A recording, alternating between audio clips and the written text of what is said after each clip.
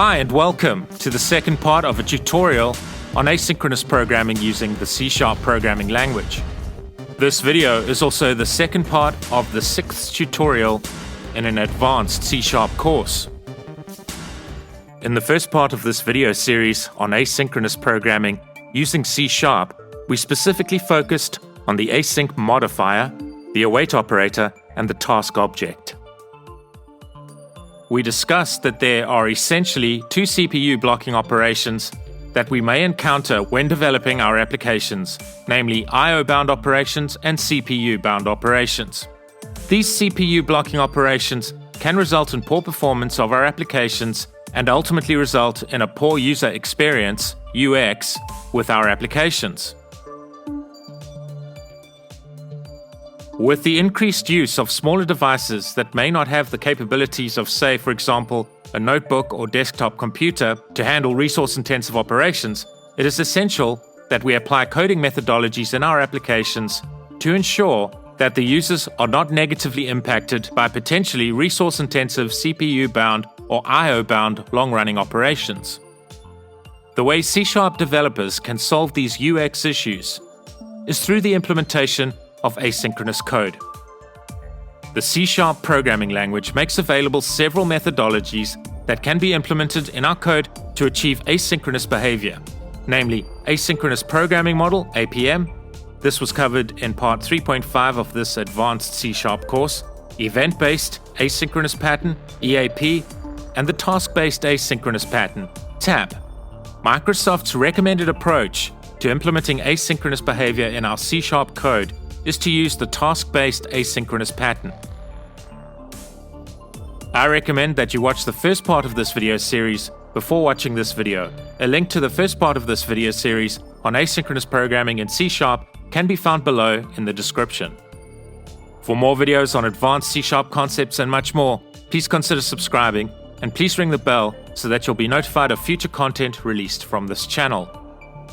So in the first part of this video series on asynchronous programming in C#, we focused on how to apply the task-based asynchronous pattern to handle the negative UX effects that can be caused by long-running I/O-bound operations. In this video, we'll focus on how to apply the task-based asynchronous pattern to handle the negative impact on the user's UX that can be caused by long-running CPU-bound operations. So let's start by briefly going over what is meant by I/O-bound operations and CPU-bound operations. I/O-bound tasks are delegated to the I/O subsystem, and while the relevant I/O-bound operation is handled, the CPU thread on which the I/O-bound operation was invoked is blocked from running any other operations. So while the relevant I/O-bound operation is running, the CPU is idle. All other operations are blocked from being processed by the CPU. This can mean that if the relevant operation runs for a relatively long period of time, that a delay in the user's interface responsiveness can be noticed by the user. This means the user's experience is negatively impacted by the relevant, relatively long-running I/O-bound operation. So the characteristic of non-CPU-bound processes is that they don't occupy the CPU when they are performing other operations like I/O-bound operations. I/O-bound operations include tasks such as writing to your hard disk drive, waiting for a response from the network, or querying a database. These operations cannot be sped up by fast local processing, as performance is constrained by the I/O subsystem's hardware and performance. The hardware drive's write speed will dictate how long something takes to be written. The third-party server response time will determine how quickly you can process a request. CPU-bound means the limiting factor in a particular task or algorithm is doing calculations. The only way to speed up the relevant CPU-bound operation is increased CPU power. Adding more memory, a faster I/O, for example, will not help. Examples of CPU-bound tasks are video-audio content conversion compression algorithms, search algorithms, graphics processing, rendering games or videos, heavy mathematical computations like calculating factorials, matrix multiplication, finding prime numbers, etc. Encryption, decryption operations, So basically tasks that require the CPU to perform computations. So tasks that perform particularly intensive calculations may cause performance issues and ultimately UX issues when a user runs our applications. The asynchronous handling of CPU-bound operations are implemented differently than the way I/O-bound operations are implemented. For a comprehensive explanation of how we can handle I/O-bound operations asynchronously in C# code, please view the first part of this video series. A link to the first part of this video series is available below in the description. In this video, we'll focus on handling CPU-bound operations asynchronously.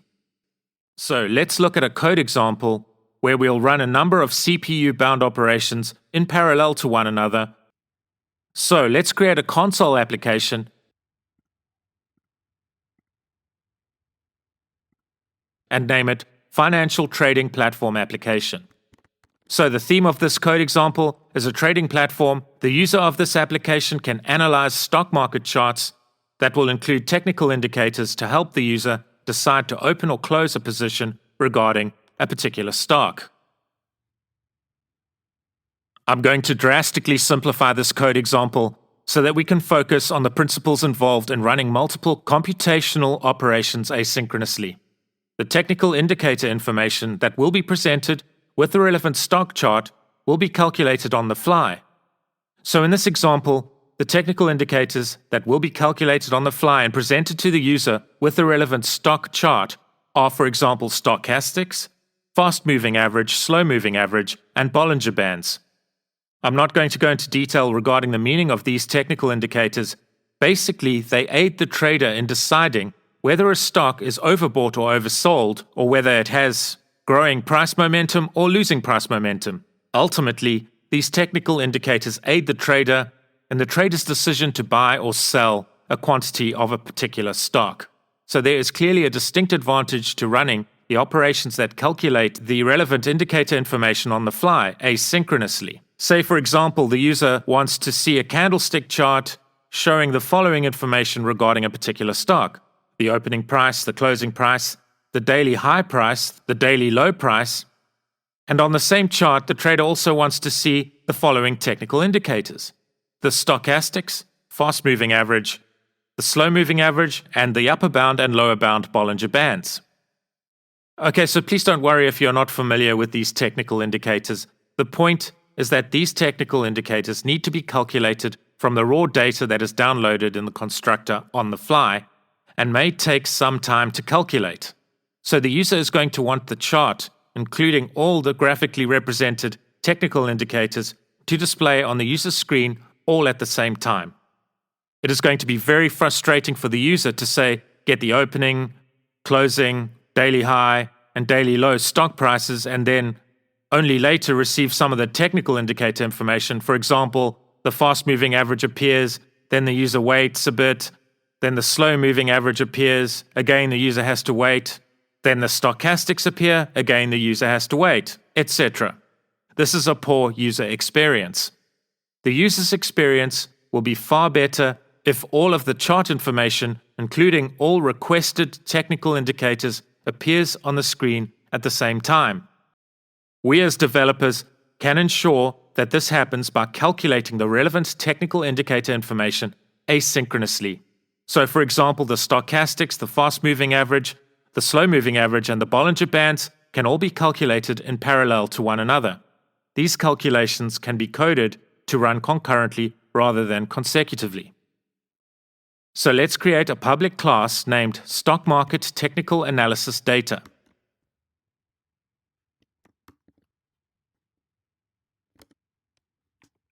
Let's create a constructor in our new class.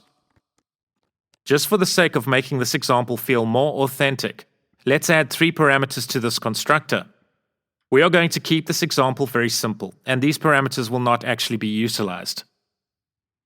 The arguments passed into these parameters would be used as query criteria when getting the raw stock market data from a remote source. So the first parameter is stock symbol as string, representing a particular stock that the user wishes to analyze. For example, Apple, Amazon, Tesla, Anglo Gold, whatever it might be. The second parameter represents the start date and is defined as date time. The third parameter represents the end date and is also defined as date time. So the date time arguments passed into the second and third parameters will represent time period criteria pertaining to the time period over which the relevant stock market data was captured. In the interests of keeping this example simple, and in the interests of time, we are not going to include any code within this constructor. Let's simply comment that code would go here for retrieving data from a remote server. This data will be used to calculate relevant technical indicator information so that the user can glean meaningful information from the downloaded raw stock market related data. So let's create a few methods. The first 4 methods won't be all that computationally intensive. The first 4 methods will be responsible for getting the daily, opening, closing, high, and low prices for the relevant stock. We'll then include the more computationally intensive methods in this class, i.e. the methods used for calculating the relevant technical indicator information. For example, the stochastics, fast-moving average, slow-moving average, etc. So the first method will be responsible for performing an operation to get the daily opening prices for the relevant stock from the raw data that is retrieved within the constructor. So this method is appropriately named getOpeningPrices. So the returned values for all of these methods defined within this class will be an array of values of type decimal. This method will return an array of decimal values representing the opening prices for the relevant stock. So in each of the methods we'll create for this class, we'll write the method's name and the thread ID representing the thread on which the method will run to the console screen. We are going to run multiple methods in this class on multiple threads concurrently in order to demonstrate how this asynchronous code methodology can be implemented to improve the performance of our applications. So let's write code to output a narrative to the screen, which will serve as a substitute for presenting the actual data that would be required in a real-world application.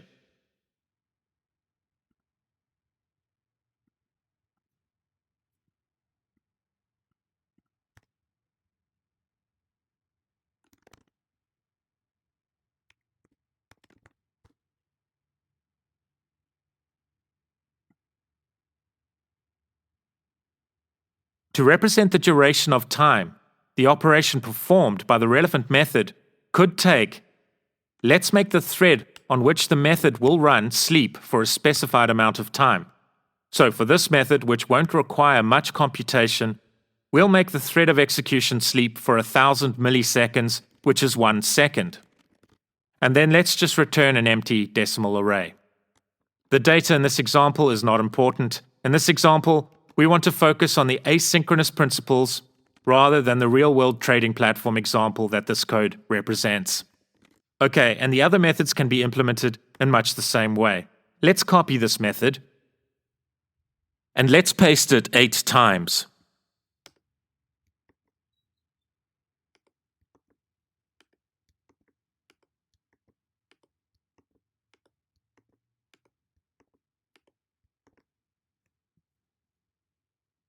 Then let's modify the code appropriately for each method. So the next method is named getClosingPrices and is responsible for retrieving the daily closing prices of the relevant stock from the raw downloaded stock market data. Let's say it runs for 1,000 milliseconds. The next method is named getPriceHighs. This method is responsible for getting the daily highs for the relevant stock. This operation also runs for 1,000 milliseconds. The next method is named getPriceLows. This method is responsible for getting the daily lows for the relevant stock. Let's say this method runs for 1,000 milliseconds. So all of the methods that we have added so far run for 1,000 milliseconds. Now we are getting to the methods that are more computationally intensive. This method is named calculateStochastics. This method is responsible for calculating technical indicator information to help a trader decide whether a stock is overbought or oversold, which ultimately aids the trader with the decision to buy or sell a quantity of a particular stock at the current stock price. So let's say that this may be a particularly computationally intensive operation. So let's say this operation takes 10 seconds to complete. So let's pass in an argument of 10,000 milliseconds to the thread.sleep method. The next method is named calculate fast moving average. Let's say that this operation is also computationally intensive, so let's put the relevant thread to sleep for 6 seconds. The next method is named calculate slow moving average.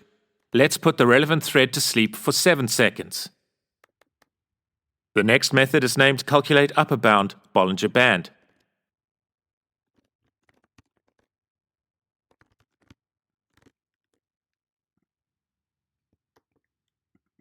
The next method is named calculate lower bound Bollinger Band.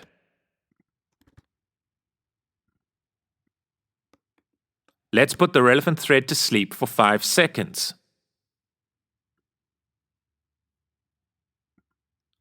Let's put the thread on which this method runs to sleep for 5 seconds.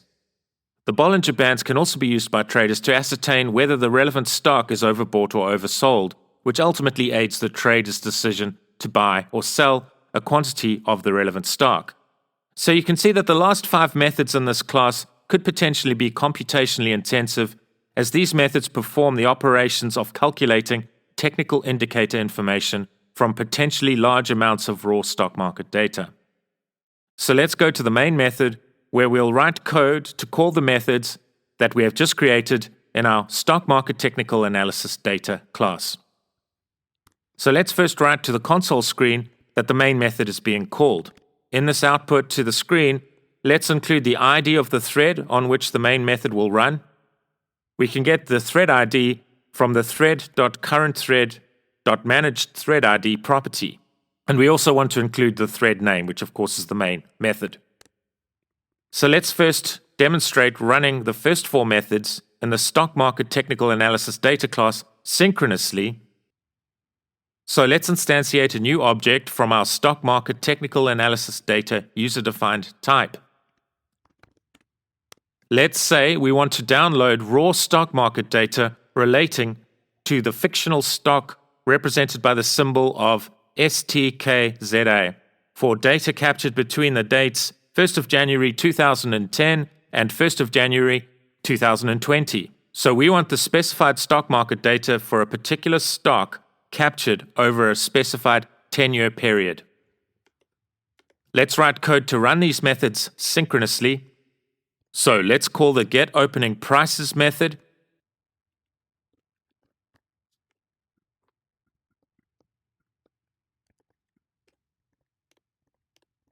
Then the getClosingPrices method. Then the getPriceHighs method. And lastly, the getPriceLows method. So in order to see how long it takes for all 4 methods to complete, let's capture and store the current date-time value captured before we call the relevant 4 methods. Then let's subtract the date-time value captured before the 4 methods are run from the date-time value captured after our 4 methods have completed. We are doing this so that we can see how many seconds have elapsed between the time we started to run our 4 methods and the time the operations carried out within these methods completed. So each of these methods have been coded to take 1000 milliseconds or 1 second to complete. Let's add a method that denotes adding the relevant data to the stock chart that will be displayed to the trader. Let's name this method displayDataOnChart. To keep things simple, we can simply write a message to the screen representing that this method has displayed the chart with all the requested data, including relevant technical indicator information, to the trader.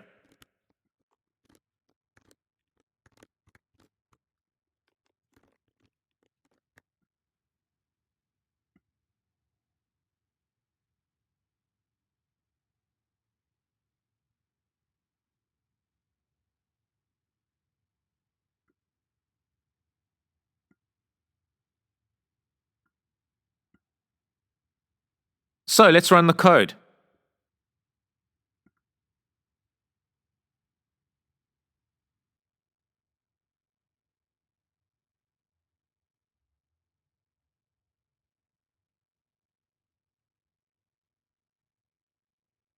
And we can see from the results that all of these methods are running synchronously on the main thread. The thread ID of all of these methods is 1.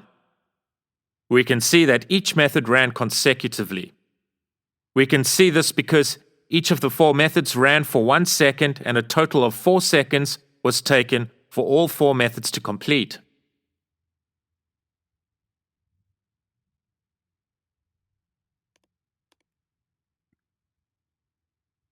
So now let's run these methods asynchronously using the Task.Run method.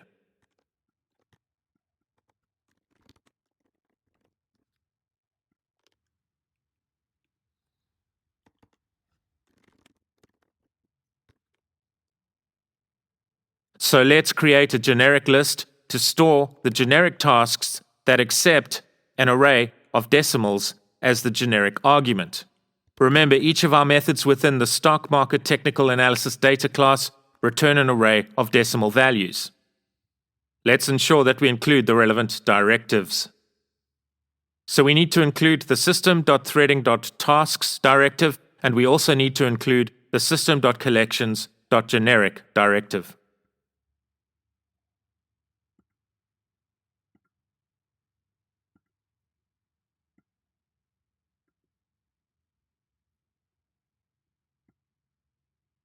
To be explicit, let's first create our generic task objects and appropriately encapsulate the 4 method calls.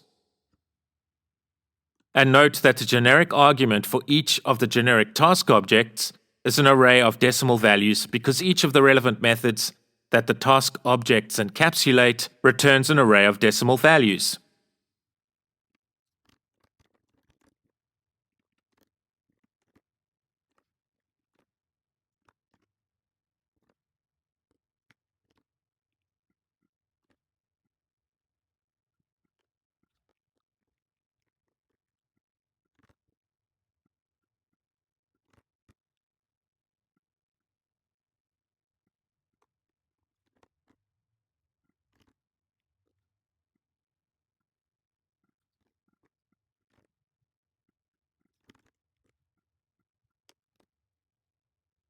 Right, let's write the code to add each of the methods encapsulated within the task objects to our list.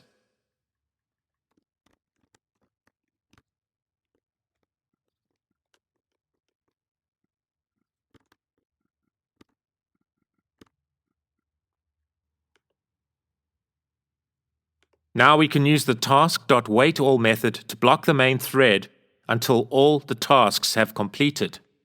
So all of our tasks will run in parallel on background threads, and the main thread will be blocked by the Task.WaitAll method until all 4 methods have completed. For more information on the Task.WaitAll method, please navigate to this URL. So we need to pass our list of tasks to the Task.WaitAll method. But the Task.WaitAll method expects an array, so let's use the toArray method to explicitly cast our list of generic task objects to an array of generic task objects.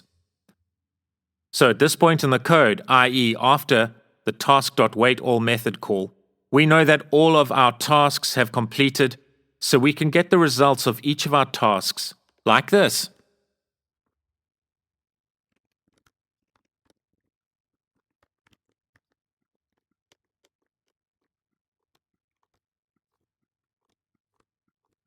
Great, let's run the code.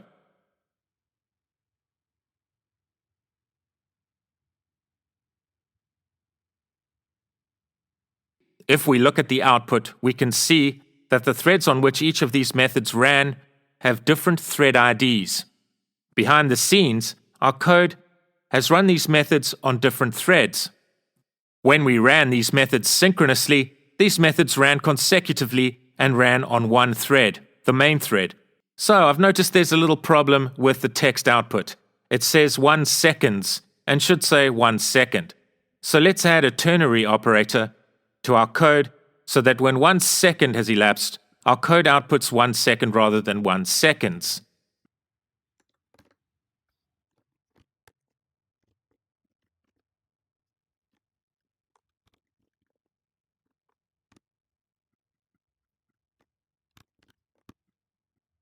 We only want to output seconds if the time that has elapsed is greater than 1 second. Let's run the code to check our fix. Great!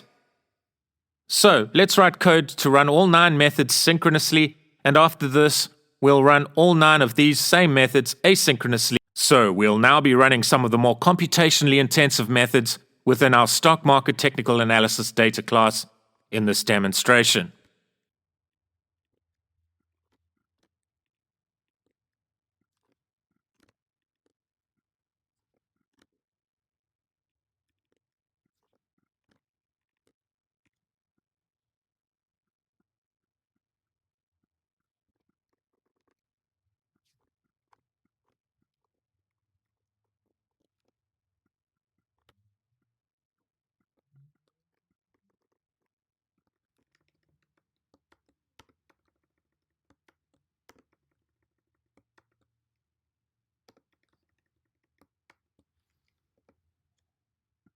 Let's run the code.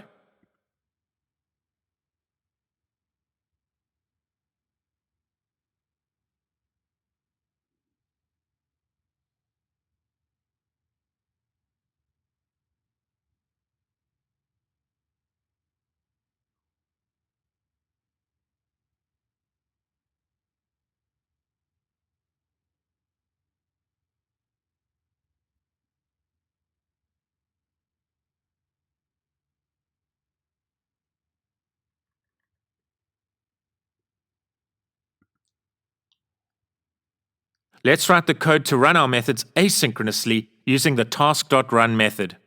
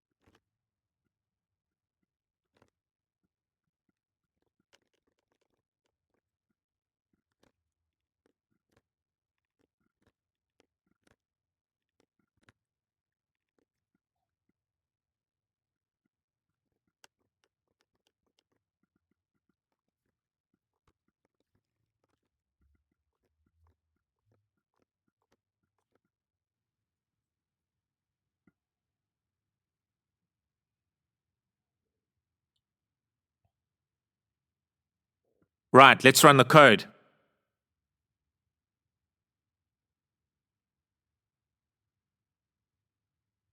You can see by the thread IDs outputted to the screen that our methods are not running on the main thread and are running concurrently on background threads. So in this video, we have covered the basics of running multiple CPU-bound operations asynchronously. In this video series on asynchronous programming in C#, we have covered the basics of how we can improve performance of our applications through asynchronous programming when encountering either of the 2 types of blocking operations, namely I/O-bound operations and CPU-bound operations. In the next video, we'll look at the best practices and caveats of which we must be cognizant when running I/O-bound and CPU-bound operations asynchronously. For more content like this and much more, please consider subscribing and please ring the bell so that you'll be notified of future content released from this channel. If you feel you've gained value from viewing this video, please smash the like button. It will be greatly appreciated. Please feel free to share any of the videos created by this channel with anyone you feel may benefit from their content. I love reading your comments, so please feel free to share your thoughts with me in the comments section. All code created in these videos can be downloaded from GitHub. Please see below in the description links to the appropriate GitHub repositories. Thank you and take care.